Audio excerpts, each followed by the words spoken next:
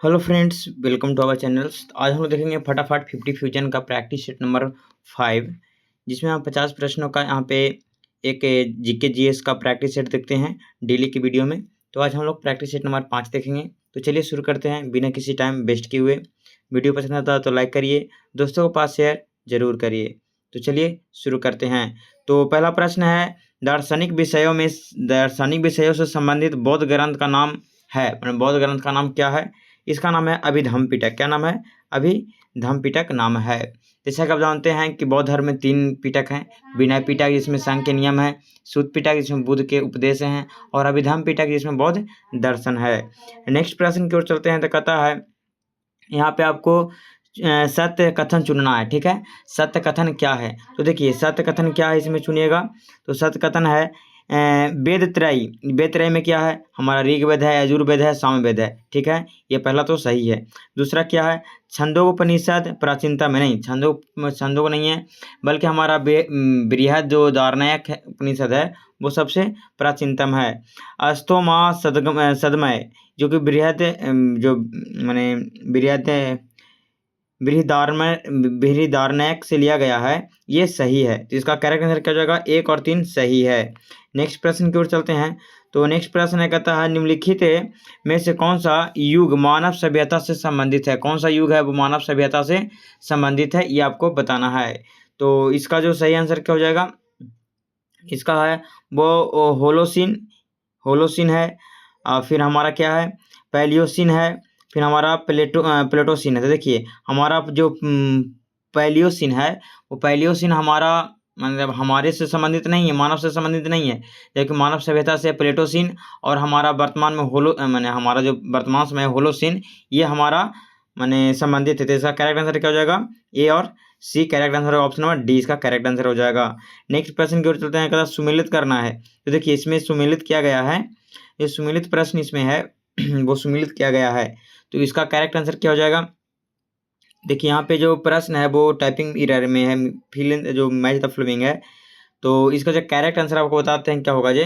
इसका correct answer हो जाएगा ऑप्शन नंबर ए हो जाएगा, CBDA। ऐसे मिला हुआ है। अर्ज का सैन हो जाएगा, रसाल का विदेशी हो जाएगा, इस इंसा का पत्राचार हो जाएगा, विराजत का वित्त विभाग हो जाएगा। ठीक है, नेक्स्ट प्रश्न को और चलते हैं। कहता है बीजापुर में प्रसिद्ध गोल गुंबज का निर्माण किसने करवाया था? तो बीजापुर का जो गोल गुंबज था इसका निर्माण किसने करवाया था जी, आपको बताना है। तो इसका जो सही आंसर हो जाएगा मोहम्मद आदिल शाह। किसने कराया था? मोहम्मद आदिल शाह। देखिए यहाँ पे ऑप्शन नंबर ए इसका करेक्ट आंसर हो जाएगा, मोहम्मद आदिल शाह ने करवाया था। मोहम्मद आदिल शाह ने करवाया था। गोल गुंबज है जो हमारा बीजापुर के सुल्तान आदिल शाह ने करवाया था, जो कि ये कह सकते हैं कि हमारा विशाल संरचनात्मक ये संरचना के लिए कह सकते हैं प्रसिद्ध है एक तरह से। नेक्स्ट प्रश्न कहता है सल्तनत कालीन शब्द बिस्वा का अर्थ क्या होता है? तो बिस्वा का अर्थ क्या होता है जी, आपको बताना है। तो बिस्वा का अर्थ होता है भूमि नापने की इकाई। क्या होती है? भूमि नापने की इकाई होती है। ऑप्शन नंबर इसका डी है वो करेक्ट हो जाएगा। कहता है ये हमारा जो भूमि नापने का जो इकाई है इसका उपयोग हमारा सल्तनत काल में किया गया था। ठीक है, नेक्स्ट क्वेश्चन की ओर चलते हैं। तो कहता है किस विजयनगर शासक ने तुंगभद्रा नदी पर बांध का निर्माण कराया था? विजयनगर का शासक का नाम बताना है जिसने तुंगभद्रा नदी पर बांध का निर्माण करवाया था। ये करवाया था हमारा देवराय प्रथम। किसने करवाए थे? देवराय प्रथम करवाए थे। ऑप्शन नंबर सी इसका करेक्ट आंसर हो जाएगा। कहता है इसका जो व्याख्या करेंगे तो देखिए क्या कर सकते हैं। इसका जो व्याख्या है जो हमारा विजयनगर साम्राज्य का जो राजा था जो देवराय प्रथम, इसने सिंचाई के लिए तुंगभद्रा नदी पर बांध बनाया था। ठीक है, नेक्स्ट प्रश्न कहता है सर्वप्रथम उर्दू को अपने राज्य की राजभाषा घोषित करने वाला शासक कौन था? अपने सबसे पहले उर्दू भाषा को राजभाषा घोषित करने वाला शासक कौन था? ये था इब्राहिम आदिल शाह द्वितीय। इब्राहिम आदिल शाह द्वितीय था जिन्होंने अपने राजभाषा अपने राज्यों में उर्दू को राजभाषा घोषित किया था। ठीक है, नेक्स्ट प्रश्न की ओर चलते हैं।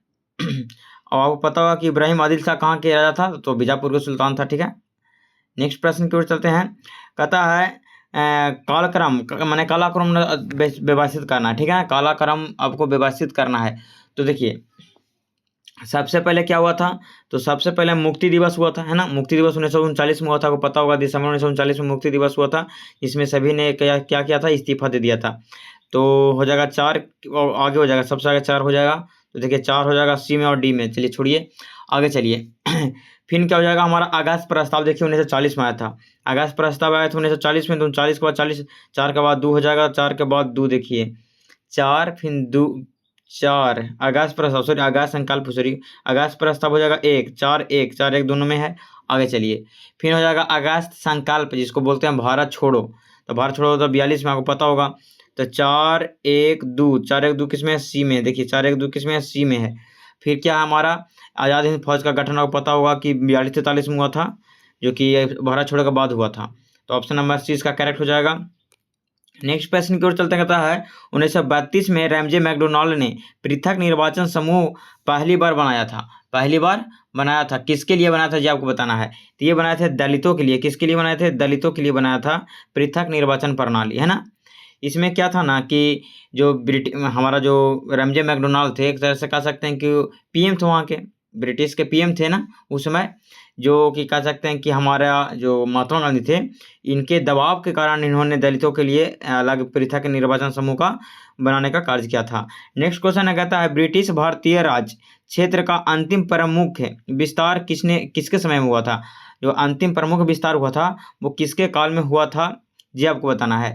तो इसका करेक्ट आंसर क्या हो जाएगा, लॉर्ड डलहौजी हो जाएगा। लॉर्ड डलहौजी हो जाएगा। देखिए डलहौजी का नहीं जी, हाँ ऑप्शन नंबर डी में है, लॉर्ड डलहौजी हो जाएगा। क्या क्या था ना लॉर्ड डलहौजी, इन्होंने डॉक्ट्रिन ऑफ लैब्स का जो माने जिसको कहते हैं व्यक्तिगत व्यापकगत सिद्धांत कहते हैं, उसके अनुसार इन्होंने बहुत क्षेत्रों क्या किया था, लूटने को हड़पने का कार्य किया था, इसलिए इन्होंने ज़्यादा क्षेत्र को विस्तार किया था। नेक्स्ट क्वेश्चन है कहता है भारत सरकार ने अकाल संहिता जिसको बोलते हैं फैमिन कोड का प्रसारित किया था। तो फैमिन कोड का प्रसारित किया था ये 1883 में किया था। कब किया था, 1883 में किया था। ऑप्शन नंबर सी इसका करेक्ट आंसर हो जाएगा। देखिए इसमें इस समय क्या हुआ था ना कि अस्ट्रेची आयोग की सिफारिश पर ये कोड आया था, ठीक ना। अकाल संहिता अस्ट्रेची आयोग का मैंने अस्ट्रेची आयोग है था ना, उन्होंने ही ये अकाल संहिता कोड जारी करने का कार्य किया था 83 में। आपको पता होगा कि 83 में कौन था हमारा जो वायसराय थे वो कौन थे, लॉर्ड रिपन थे। लॉर्ड रिपन थे, ठीक है। नेक्स्ट क्वेश्चन की ओर चलते हैं। तो कहता है शराबबंदी भारत 1922 में शराबबंदी आंदोलन का नेतृत्व किसने किया था। तो देखिए शराबबंदी जो 1922 में हुआ था, इसका जो नेतृत्व किए थे सरदार पटेल। कौन थे किए थे, सरदार पटेल किए थे, नहीं वल्लभ भाई पटेल किए थे, ठीक है। नेक्स्ट क्वेश्चन इसको देखिए, अगर इसको हम बात कर लें सरदार पटेल के बारे में, तो सरदार पटेल का जन्म हुआ था 31 अक्टूबर को हुआ था, 1975 में हुआ था। नेक्स्ट क्वेश्चन की ओर चलते हैं। तो हमारा नेक्स्ट क्वेश्चन क्या है, कहा दादा भाई नौरोजी ने धन निष्कासन सिद्धांत में कौन विश्वास नहीं करता था। जो धन निष्कासन सिद्धांत दिए थे दादा भाई नौरोजी, उस पर विश्वास कौन नहीं करता था जी आपको बताना है। तो ये सर सैयद अहमद खान तो विश्वास नहीं करता था, ठीक है। ये इसका करेक्ट आंसर क्या हो जाएगा, ऑप्शन नंबर सी इसका करेक्ट आंसर हो जाएगा। इसका करेक्ट आंसर हो जाएगा, वो हो जाएगा सर सैयद अहमद खान, इसका करेक्ट आंसर हो जाएगा, ठीक है। इसने क्या कहते सर सैयद अहमद खान थे जो हमारा ब्रिटिश शासक के समर्थक थे, इसलिए कहा किए थे कि इनको मानने के लिए ये बाध्य नहीं हुए थे। नेक्स्ट प्रश्न की ओर चलते हैं। कहता है इंडिपेंडेंट लेबर पार्टी का गठन किसने किया था। तो इंडिपेंडेंट लेबर पार्टी इसका गठन किए थे भीमराव अम्बेडकर, 1936 में किए थे। भीमराव अम्बेडकर करेंगे, ऑप्शन नंबर इसका करेक्ट हो जाएगा, भीमराव अम्बेडकर किए थे, 1936 में किए थे, याद रखिएगा। नेक्स्ट प्रश्न की ओर चलते हैं। कहता है दिल्ली पुडुचेरी सदस्यों को राष्ट्रपति चुनाव में किस संशोधन में शामिल किया था। ये 17वां संविधान संशोधन हुआ था, जो कि 1992 में हुआ था, ठीक है ना। उसके द्वारा क्या हुआ था कि राष्ट्रपति चुनाव में इन यूट्यूब को वोट देने का अधिकार दिया गया था। नेक्स्ट क्वेश्चन है, कहता है लोकसभा अध्यक्ष को पद से कैसे हटाया जा सकता है, बताइए। तो लोकसभा को पद से हटाया जा सकता है, बहुत सिंपल क्वेश्चन है। सदन प्रभावी बहुमत से कर जाएगा। जब सदन है वो दोनों सदन प्रभावी बहुमत से पारित कर देगा तो सिंपल वो हट जाएंगे। अनुच्छेद 94 में वर्णित इसका किया गया है। नेक्स्ट क्वेश्चन है, कहता है लोकसभा के कम से कम कितने सत्र बुलाए जा सकते हैं। तो देखिए एक वर्ष में कम से कम कितने बुलाए जा सकते हैं, तो वर्ष में कम से कम 2 बार जरूर बुलाया 2 बार बुलाया जा सकते हैं, अधिकतम 3 बार, ठीक है। अधिकतम पूरा 3 बार हो जाएगा, ठीक ना। नेक्स्ट क्वेश्चन की ओर चलते हैं। अधिकतम 3 बार हो जाएगा, 6 मार्क का अंतराल पर ही आता है, इसलिए शून्य आधारित बजट जीरो बेस्ड बजटिंग क्या है। तो देखिए जीरो बेस्ड जो बजटिंग होता है वो हमारा नए सिरे से परिणाम होता है, नए सिरे से एक तरह से कह सकते कि परिणाम होता है, ठीक ना। इसमें क्या होता है ना, इसमें पिछले खर्चा होता है उसको आधार ना मानकर नए सिरे को मैंने इसमें महत्व दिया जाता है। नेक्स्ट क्वेश्चन है, कहता है मौलिक अधिकार किसकी रक्षा की गारंटी देता है, मैंने मौलिक अधिकार है वो किसका रक्षा की गारंटी देता है, तो नागरिकों के स्वतंत्रता और सम्मान को ये क्या करता है, हमारा गारंटी देता है, ठीक ना। नेक्स्ट क्वेश्चन की ओर चलते हैं, तो कहता है सुमेलित नहीं है, कौन सुमेलित नहीं है ये आपको बताना है। तो देखिए इसका जो करेक्ट आंसर हो जाएगा कौन सुमेलित नहीं है ये पूछा है, तो अनुच्छेद 124 देखिए यहाँ पे अभिलेख दिया है, अभिलेख न्यायालय, जो कि अभिलेख न्यायालय 129 में है, 124 में हमारा सुप्रीम कोर्ट है, सुप्रीम कोर्ट है, ठीक ना। चलिए 124 में सुप्रीम कोर्ट हो जाएगा, ठीक है। हमारा 132 में अपील हो जाएगा, 143 में परामर्श, ठीक है ना। चलिए नेक्स्ट क्वेश्चन की ओर चलते हैं, कहता है 30 डिग्री से 35 डिग्री उत्तर व दक्षिण अक्षांशों के मध्य चलने वाली पवनें क्या कहलाती है, ये पूछा है। 30 डिग्री उत्तर 35 डिग्री उत्तर व दक्षिण अक्षांशों के मध्य चलने वाली हवाएं क्या कहलाती है, तो हमारा व्यापारिक हवाएं कहलाती है, क्या कहलाती है, व्यापारिक हवाएं कहलाती है। नेक्स्ट क्वेश्चन की ओर चलते हैं, तो नेक्स्ट क्वेश्चन क्या कहता है, अब व्यापारिक पवन को इंग्लिश में ट्रेड विंड भी कहते हैं। इसमें क्या होता है ना, पोषण जो हमारा पोषण उच्च दाब विद्युतीय, इसको पता होगा कि विद्युतीय मैंने कह सकते हैं विषुवतीय रेखा होता है, विद्युतीय कहते हैं विषुवतीय रेखा होता है, वहाँ पे निम्न दाब की ओर चलती है, अगर वहाँ पे उच्च दाब होता है, टेम्परेचर अधिक होगा तो वहाँ पे निम्न दाब होता है, सॉरी निम्न दाब होगा, हाँ टेम्परेचर अधिक होता तो निम्न दाब हो जाएगा। हिमालय के सबसे पूर्वी चोटी निम्नलिखित में से कौन सी है, देखिए कौन सी है जी आपको बताना है कि हिमालय की सबसे पूर्वी चोटी कौन है, तो यहाँ नमचा बरवा हो जाएगा, क्योंकि अरुणाचल प्रदेश में स्थित है। नमचा बरवा कहाँ है, अरुणाचल प्रदेश में है, या तिब्बत और कह सकते हैं कि अरुणाचल में सीमा पर स्थित है। कहता जनगणना 2011 के अनुसार भारत की नगरीय जनसंख्या का प्रतिशत क्या है, तो नगरीय जनसंख्या का प्रतिशत है 31.2%, 31.2% होता है। नेक्स्ट क्वेश्चन की ओर चलते हैं, तो नेक्स्ट प्रश्न कहता है किस महासागर का सर्वाधिक विस्तृत महाद्वीप मगन तट क्षेत्र है, मगन तट क्षेत्र है, सॉरी मगन तट पूछा है। तो देखिए आर्कटिक महासागर है ना, उसका मगन तट क्षेत्र है आर्कटिक, ऑप्शन नंबर ए हो जाएगा इसका करेक्ट आंसर, आर्कटिक। जो कि हमारा पता होगा कि साइबेरियन जो मगन तट है विश्व का सबसे बड़ा विस्तृत मगन तट है, पता होगा आपको साइबेरिया तट। नेक्स्ट क्वेश्चन है, कहता है धारावाहक चालक जिसको करंट कैरिंग कंडक्टर कहते हैं, करंट कैरिंग कंडक्टर का संबंध किससे है ये पूछा है, तो हमारा विद्युत चुंबकीय क्षेत्र से, किससे, विद्युत चुंबकीय क्षेत्र, ऑप्शन नंबर इसका सी है वो करेक्ट हो जाएगा। आपको पता होगा कि विद्युत चुंबकीय क्षेत्र का सबसे पहले प्रयोग कौन किए थे, ऑयस्टार्ड साहब किए थे, किसने किए थे, ऑयस्टार्ड साहब ने किए थे। नेक्स्ट प्रश्न कहता है हिगल्स बोसॉन की उपस्थिति की पुष्टि किसके औचित्य सिद्ध करेगी, मैंने किसका औचित्य सिद्ध करता है, जो हिग्स बोसॉन है उसकी उपस्थिति किसकी मैंने पुष्टि किसका औचित्य सिद्ध करेगी, तो देखिए किसका करेगा, हमारा मूल कणों का द्रव्यमान करेगा, ऑप्शन नंबर डी इसका करेक्ट आंसर हो जाएगा। अब पता है मूल कण कितने हैं, हमारा 3 है, इलेक्ट्रॉन प्रोटॉन न्यूट्रॉन। लोहे पर जंग लगना, यहाँ पे देख सकते हैं लोहे के चादर पर जंग लगने का संबंध में कौन सा सही है, ठीक ना। तो लोहे का जंग लगना कह सकते हैं एक प्रकार का, ये क्या हो जाएगा, ये एक यौगिक हो जाएगा, जो पता होगा यौगिक का सूत्र क्या होता है जी, जिसको बोलते हैं हम क्या बोलते हैं, iron oxide Fe2O3।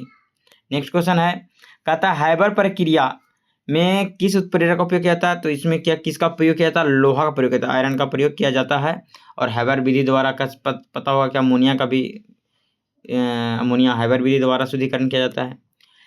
M cell में अधिकतम कितने इलेक्ट्रॉन होते हैं, तो 2n² आप पढ़े होंगे, 2n² पता होगा सूत्र, तो एम में कितना हो जाएगा, एम हो जाएगा 3, तो 3 का स्क्वायर करें 9 9 18 हो जाएगा, ऑप्शन नंबर 20 का करेक्ट हो जाएगा। कैसे शुरू होता है। नेक्स्ट क्वेश्चन है, निम्न में से कौन सा रासायनिक तत्व क्षारीय मृदा धातु से संबंधित नहीं है, तो कौन नहीं है, हमारा पोटेशियम नहीं है, पोटेशियम नहीं है, क्यों, कि पोटेशियम क्षार धातु है लेकिन मृदा धातु नहीं है। हमारा जो पोटेशियम है वो क्षार धातु तो है लेकिन मृदा धातु नहीं है। मृदा धातु में हमारा क्षार मृदा धातु में कौन आता है, मैग्नीशियम, बेरियम। बेटा मांगे कार स्कूटर बाप राजा, याद रखिएगा। नेक्स्ट क्वेश्चन है, कहते हैं निम्नलिखित में से मिल्क ऑफ मैग्नीशिया जिसको बोलते हैं मिल्क ऑफ मैग्नीशिया ही बोलते हैं, तो कहता है ये क्या है एक प्रकार का, जिसका सूत्र होता है mgOH के होल ट्वाइस होता है। तो क्या है, एक प्रकार का मृदु क्षारक है। क्या है, मृदु क्षारक है, ठीक है ना। इसका उपयोग आपको पता होगा कि पेट के अम्लीयता को कम करने में शायद किया जाता है, एंटासिड के रूप में किया जाता है। कहता निम्नलिखित में कौन लिंग निर्धारण माने सेक्स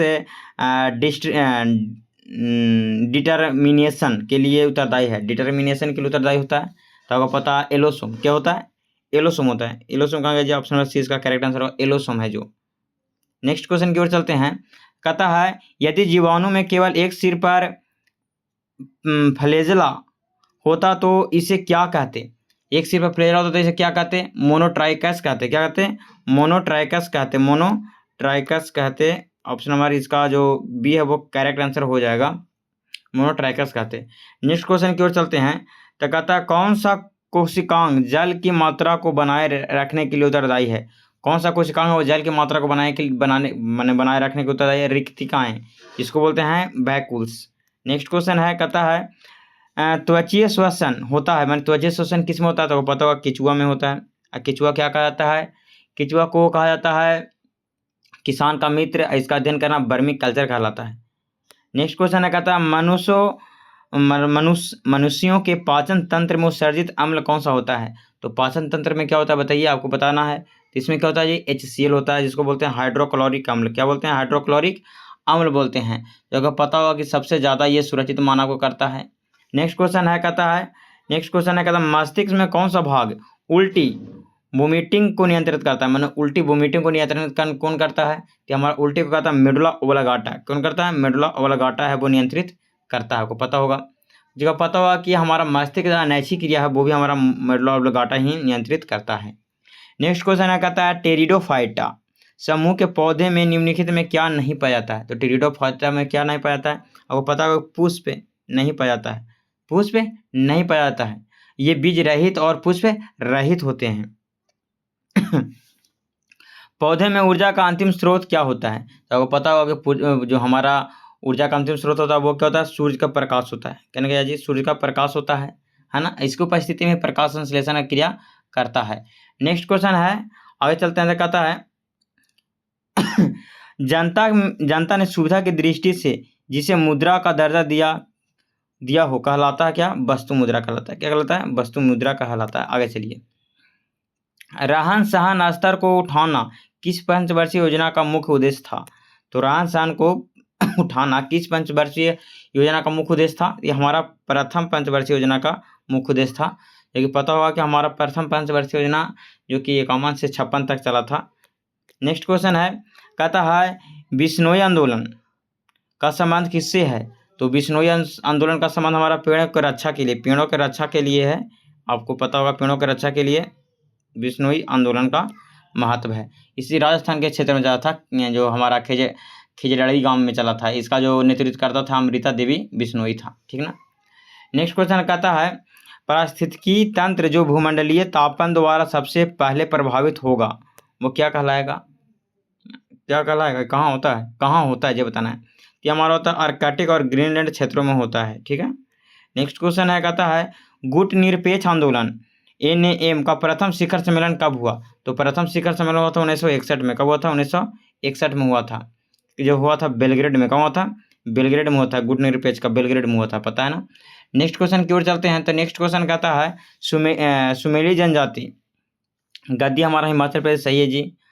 इसमें सब सम्मिलित किया हुआ प्रश्न है। फिर है आपातानी अरुणाचल प्रदेश, फिर है डबर हमारा गुजरात, सहरिया राजस्थान। चलिए इसमें सभी क्या है, सभी सही है। नेक्स्ट क्वेश्चन की ओर चलते हैं। कहता है वर्ष 2024 में अंतर्राष्ट्रीय कैमेलिड वर्ष किसने घोषित किया। वर्ष 2014 को अंतर्राष्ट्रीय कैमेलिड वर्ष किसने घोषित किया जी, आपको बताना है। तो किसने घोषित किया है, ये किया है UN ने। किसने किया है, यूनाइटेड नेशन ने किया है। नेक्स्ट क्वेश्चन है, कहता है नेक्स्ट क्वेश्चन क्या है हमारा, कहता है कि राष्ट्रीय हरित अधिकरण NGT का मुख्यालय कहाँ है। तो NGT का मुख्यालय नई दिल्ली में है जी। कहाँ है, नई दिल्ली में है। नेक्स्ट क्वेश्चन है, कहता है MHO और kabaddi federation of India AKFI का मुख्यालय कहाँ है। तो इसका मुख्यालय हमारा है जयपुर में। कहाँ है जी, जयपुर में है। ऑप्शन नंबर सी इसका करेक्ट आंसर हो जाएगा। नेक्स्ट क्वेश्चन की ओर चलते हैं। तो कहता है किस वर्ष से 21 जून को अंतर्राष्ट्रीय योग दिवस मनाना प्रारंभ हुआ? तो 2015 से हुआ। कब से हुआ? 2015 से हुआ है। तो इसका करेक्ट आंसर क्या जाएगा? ऑप्शन 20 का करेक्ट हो जाएगा। तो ये रहा हमारा 50 फ्यूजन कह सकते हैं, फटाफट 50 फ्यूजन का प्रैक्टिस सेट नंबर 5। अगर इस पीडीएफ को लेना चाहते हैं तो आपको टेलीग्राम से जुड़ जाना होगा, इसका लिंक इन डिस्क्रिप्शन में दे दिए हैं। तब तक के लिए जय हिंद, जय भारत। चैनल को सब्सक्राइब और शेयर जरूर करें।